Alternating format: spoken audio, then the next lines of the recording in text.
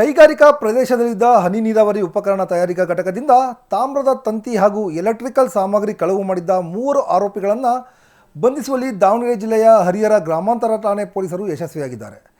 ಸೈಯದ್ ಸೂರುದ್ದೀನ್, ಮೊಹಮ್ಮದ್ ಆಸಿಫ್ ಹಾಗೂ ಇರ್ಷಾದ್ ಬಂಧಿತ ಆರೋಪಿಗಳು.